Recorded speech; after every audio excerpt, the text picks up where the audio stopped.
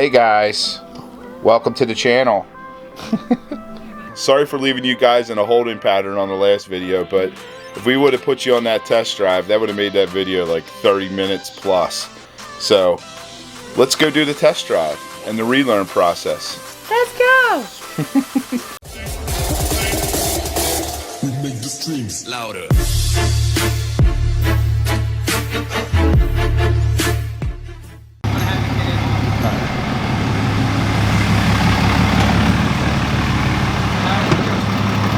Temperature wise, up to 96, so we're heading in the right direction, but let's see if we can get this quick learn to happen.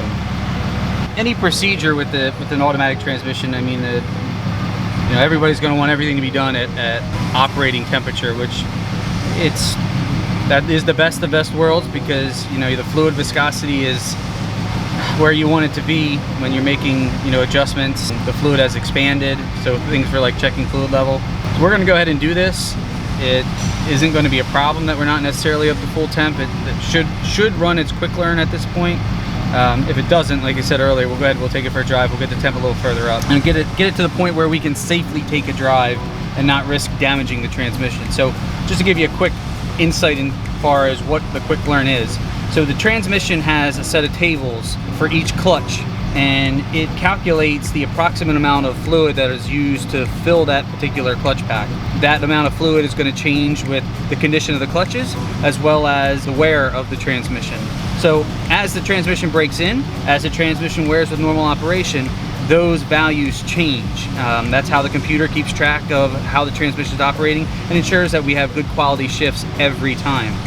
Now that we've put new clutches inside the transmission and made some other significant modifications, as you guys already know, it's important that we get those clutch fill volumes or clutch indexes back to the appropriate level for the new components. So that's what the quick learn procedure is. It's going to force each clutch pack to fill. Now the computer has a baseline. And then on the test drive, the computer will make some adjustments, and it'll continue to make adjustments with every drive after that. This is a Snap-on Zeus. Most of as long as it's a higher level scan tool that has manufacturer level software in it, you'll be able to do this process also. If you're just using one of those little handheld jobbers that you get at AutoZone, you're not going to be able to do not even anything close to what we're doing here. So we'll go to system tests, and you see we have quick learn and a clutch test. Clutch test is used if you're trying to do different pressure and clutch tests of the transmission, if you're trying to from a diagnostic perspective. But for again what we're doing, we're going to do this quick learn here. So quick learn, initiate the quick learn process, hit continue, engine has to be running, brake pedal has to be depressed, parking brake has to be set during the entire process or it will not run if codes are present, which I've already cleared the codes. So I got my foot on the brake, I just set the emergency brake, hit continue, and it wants us to move the lever to D. And then we move to neutral.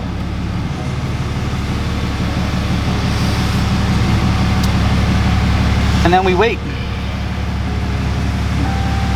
Oh, of course. An error occurred. An error occurred. So likely this error is because of temperature. So we tried to run it.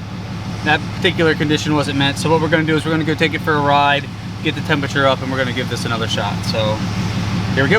Right now we're just driving it. Very light throttle, very ginger acceleration. We don't want to put any unnecessary stress or load on the transmission at this point because we haven't run our quick learn process. I'm going to go a little bit faster because I want to get it temperature up, and I want to try to get into 5th and 6th gear. Not that it's necessary for warming it up, but it's a good opportunity to get those clutch packs introduced to at least a little bit of fluid.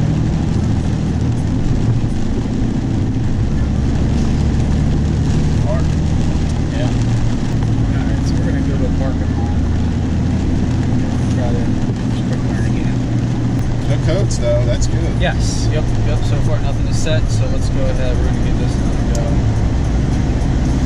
Driven her a while, let's just go ahead and check and see what our trans temp is at this point. Oh, we've made it up to 130. Whopping 130. Alright, well we're going to give this a go all the same. Let's see what see if we can make it happen. So we're going to set our parking brake. Alright. Put our foot on the brake. Go back here to system tests. Go to quick learn, continue, we're gonna move it to D.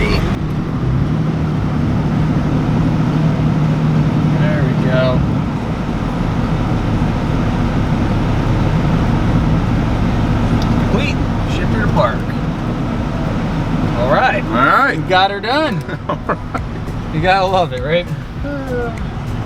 It's not like they tell you in school, you know, it's just, oh yeah, it's no big deal. Nope. These are fickle beasts. No pun intended. Now let's go for a little more ride. Take my Yes, I can. $12,000 piece of equipment.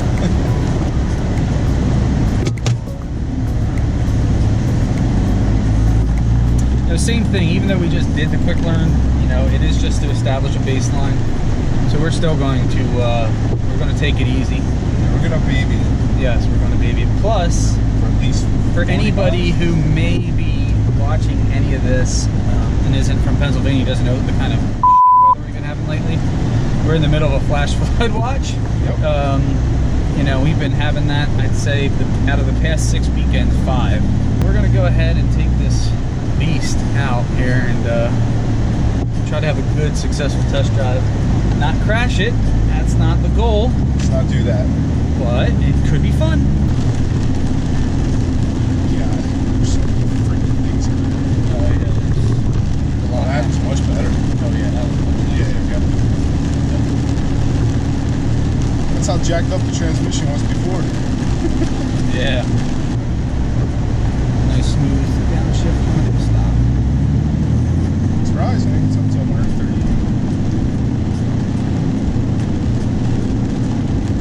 Yeah, this thing is like Yeah, second in that's- lockup, third in lockup. You know what I mean? That's the schedule in this thing's crazy. The lockup schedule, that is. You know? And boy, diesels love being in lockup too. And that clutch, the rear clutch feels fantastic. The shifts. That's the best that this truck shifts as a low. Yeah. This is before the lift and the big tires. Yeah, no, it feels really good. Each one of those lines are called PIDs, parameter identifiers. That's what a pit is. I just want to know what a pit was. Yeah, parameter identifiers. It's what they call it. It's a gauge. Yeah. So if you hit the little arrow, it'll turn into a graph. So you can, and then you even can make custom lists and things like that. But if you wanted to see anything in graph, you can do that. What's the nice thing too about this Snap-on tool is all this data is being recorded right now. We can hit save as a file, and then we can go back to the shop, and I can open it up in a program called Shop Stream, which allows us to create as many graphs as we want, stack graphs on top of each other. It's from a diagnostic perspective, it's a really, really impressive tool. The shift feel too is going to adjust for every pedal position. You know, like that. Those shifts, I've noticed they were a little bit firmer, but that was about quarter throttle. You know, the first pull away we did was very ginger. You know, maybe like 8 throttle. So you know, you're going to have that. It's all part of the breaking in process. So we did hit 218 line pressure, and the trans temperature is continuously going up. Another thing too is if you could find command in gear, which should be a pin in there, so you would actually be able to track line pressure for each shift, which is always a cool thing to look at. And that gives you a better idea of what exactly is going on shift-wise. Cringed. I turned on gear the other day before brought the truck in and scared the kids in the back because it wouldn't shift into 5th gear. And they're like, "What's going on, Daddy? What's going on?" I'm like, "It's the transmission." Yeah. Drop it down to 4th gear and go 45 miles per hour And go 45. Yep. Piss everyone off behind me. You got to be that guy. I was that guy. You're that guy. That's when I called you and I was like, "Mandy, we're past due. We need to get in right away." I'm sick of being that guy. Oh, it sucked being that guy, guys. It sucked. My wives are probably back at the shop. Yeah, what the heck is going on? We're out joyriding the beast. Should we go pulling up bar, take a picture? I know, right?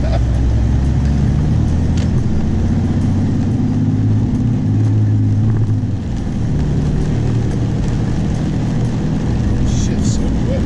Yeah. Thanks a lot, buddy. Yeah, no, we're a lot bigger than you. You know?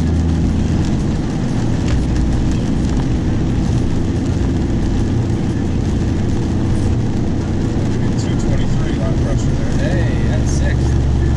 6th gear, guys. 6th gear. It's a nice shift at that. Lock up is good and strong. I think we have a winner.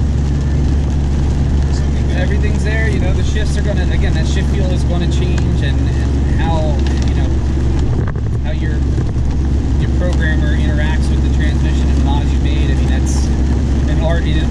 itself, you know what I mean? Obviously lower pressure is going to make for a nicer feeling shift. I guess it is worth knowing for everybody out there that may be watching, listening, that as far as the transmission is concerned, and this is within reason, a firmer shift is a more reliable shift and better in the long run as far as wear and tear goes. Because anytime a shift is really smooth, everybody wants that feeling. And the reality is when a shift is really smooth, it's because the clutches are slipping. During apply, they are slipping.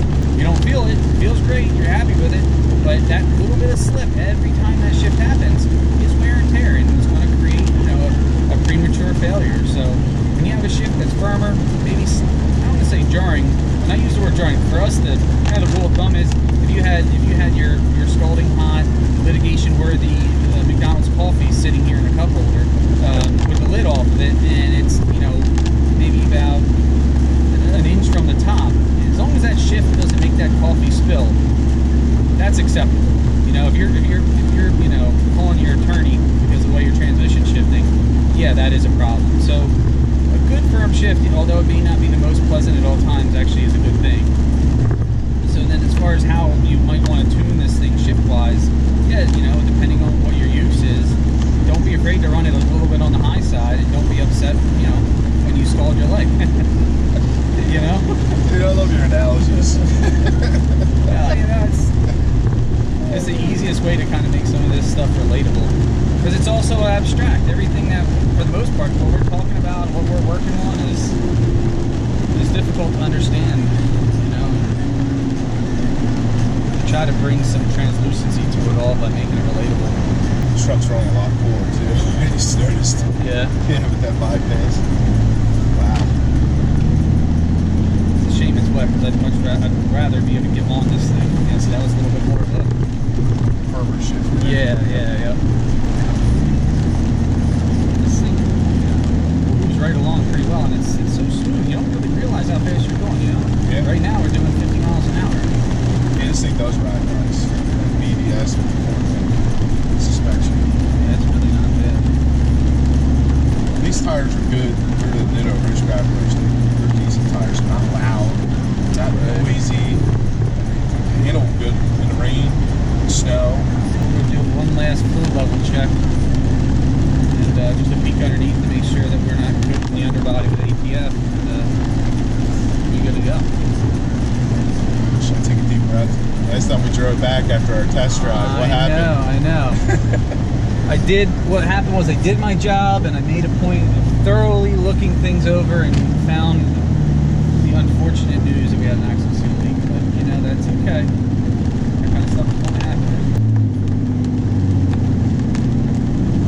You really feel that lack of touch when it comes on. It really, the drive line just kind of bears down, you know, and gets after it.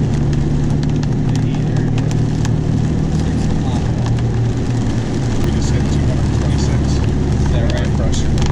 I don't think, and I haven't done anything more than maybe 2/3 throttle. Yeah. Maybe.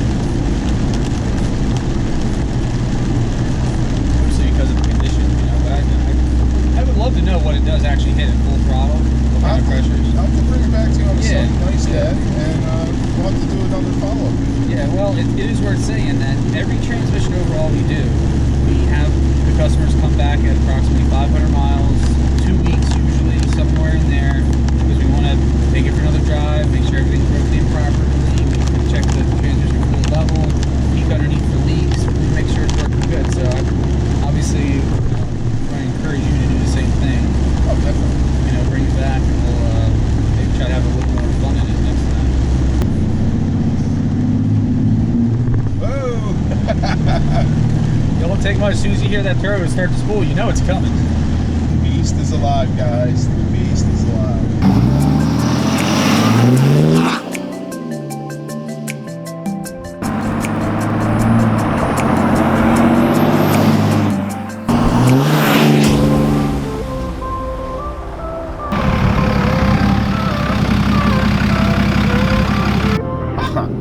I can't be happier with the way this truck's performing now.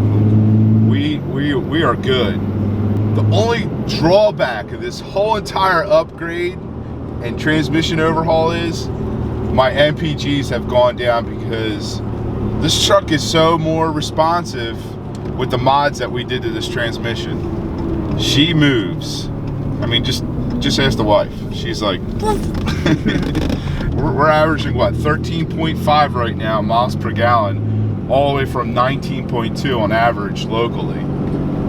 Highway, this truck's actually locally we were over 20 miles per gallon, and highway we were 19.2, but she's moving. I don't know if the roads have gotten worse or if my hands are shaky. What?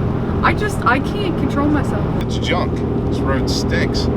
Pennsylvania roads stink. They're horrible. You drive down Route 30 and it feels like you're off-road. That is true. I've been talking to Josh from Dirty Diesels. Thurin makes an actual front sway bar kit. We're trying to see if it's compatible or if we can make it compatible with my BDS 6-inch lift to make that ride in the front end a little bit softer. We'll see. I don't know.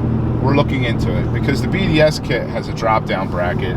Might be able to use it. I got to start letting off on the accelerator a little bit so I can get my MPGs back up. But extremely happy. We're going to give you some details in the next video of how much this overhaul would cost. You got to also remember, every overhaul is different because once they tear it down and they find additional things wrong with it, you know, someone's transmission may have more damage inside internally than another person. So just a basic breakdown of what this would cost for a consumer, and the gear swap too, because I've been getting a lot of questions about how much that would cost as well. So we're going to break that down for you in the next video. Get on it here for a second.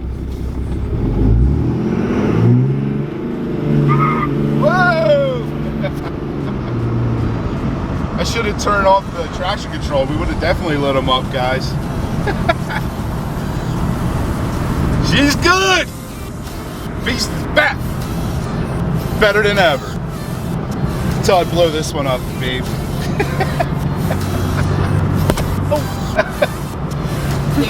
Hope you guys enjoyed this video. I hope you guys enjoyed this overhaul series with Chester County Transmissions.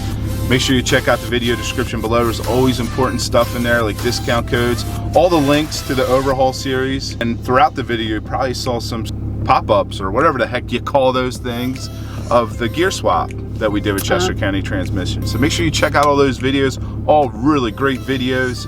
And the new merch reveal is going to be happening very shortly. Hopefully next week, guys, we'll have the updated t-shirts and something for you ladies. Make sure you check out rainbeastprojects.com. I hope everyone's having a great weekend. If you're stopping by for the first time, don't forget to smash that subscribe. Smash it! Like the hawk! Like the what? Hawk, take the tree and smash it down. The wife is jacking the camera up today. She's hitting it on everything. If you liked what you saw, make sure you give us a thumbs up. If you didn't like what you saw, give us a thumbs up too. Alright, I'm just going to give a shout out to the thumbs down person. I see you. We'll see you on the next upload. Love you guys.